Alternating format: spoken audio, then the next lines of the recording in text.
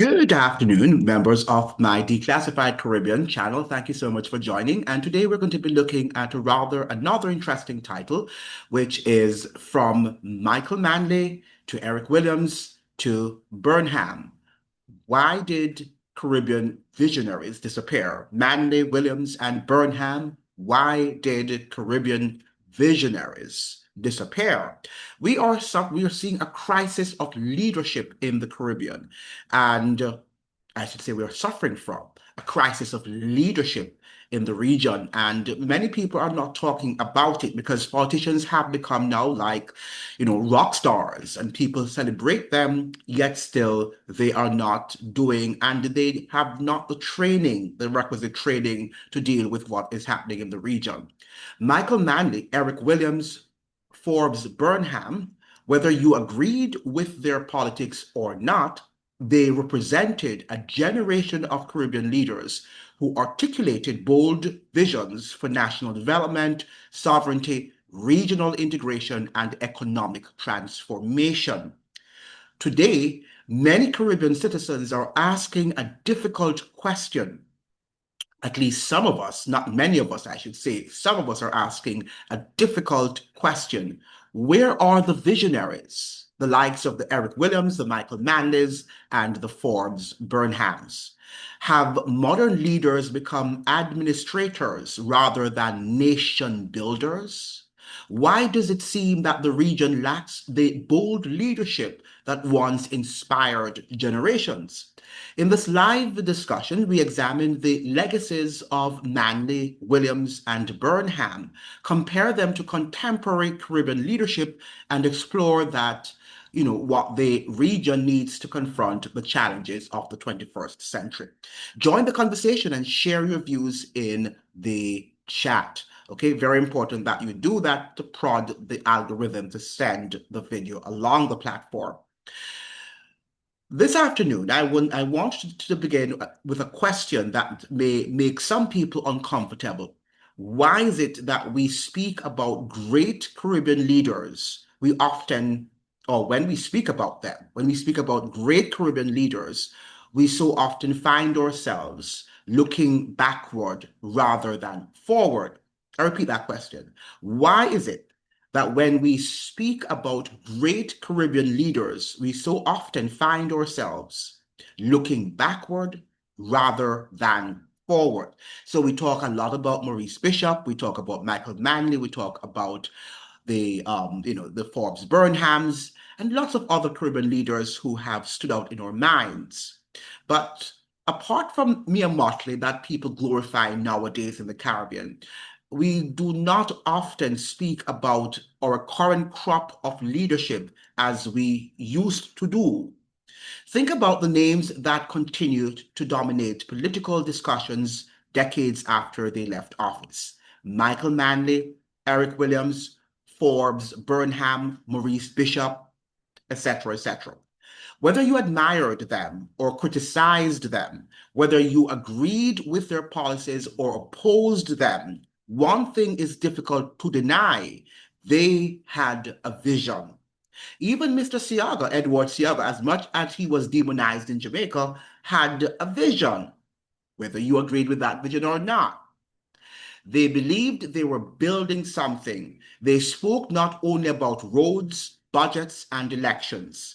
They spoke about the future of their nations. They spoke about sovereignty. They spoke about development. They spoke about education, culture, self-reliance, and the place of Caribbean people in a world dominated by powerful states and multinational corporations. Today, I want to ask a simple question. Where are the Caribbean visionaries? Who are the leaders articulating a bold future for Jamaica, Trinidad and Tobago, Guyana, Barbados, Haiti, and the wider Caribbean? Who is challenging the status quo? Who is presenting a development model that goes beyond attracting foreign investment, increasing tourism arrivals, or meeting the latest targets established by international financial institutions? Because if we are honest, Many of our governments today appear to be managing systems rather than transforming them. They are administrators. So they are administrate. So they administrate, they regulate, they implement, but do they inspire? Do they offer a compelling vision of what Caribbean societies should become 20 or 30 years from now? No, they don't. This is not about romanticizing the past. The leaders we are discussing this afternoon were controversial. Michael Manley inspired many Jamaicans, but he also faced fierce criticism. Eric Williams transformed Trinidad and Tobago, yet his record remains debated. Forbes Burnham remains one of the most controversial figures in Guyanese history. None of them were perfect. None of them were beyond criticism, but they possessed something that seems increasingly rare in modern politics, a willingness to think beyond the next election cycle, which is what many of our politicians do. That is their primary goal. They asked fundamental questions. How should our economies be structured? How can we reduce dependence on foreign powers? How do we build industries? How do we educate our people?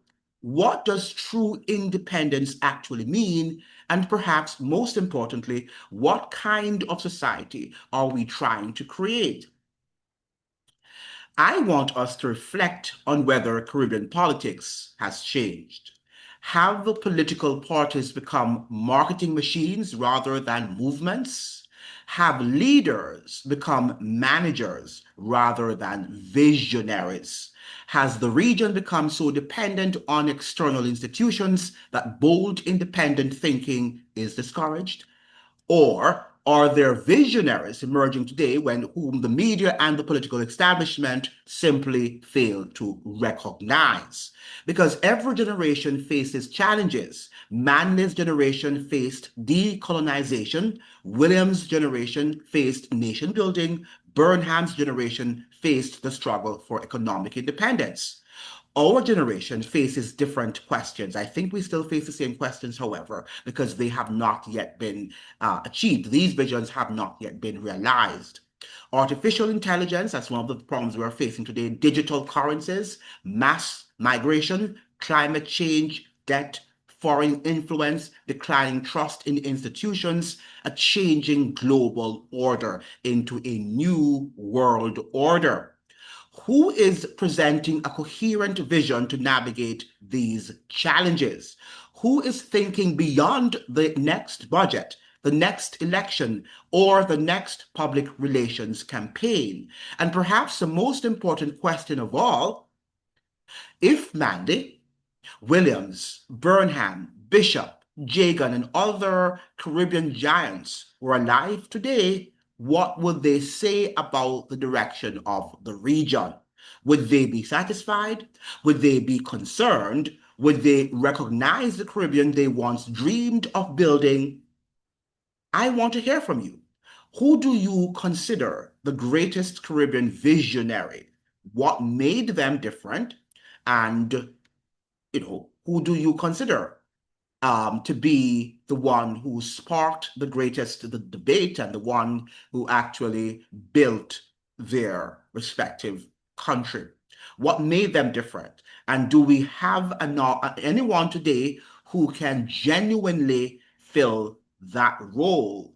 Let's begin the discussion because this is a very important discussion, and we might want to have a live discussion in the future about some of these leaders, or, because we are not in the same, what category today, or leaders rather, are not in the same category today in terms of being visionary.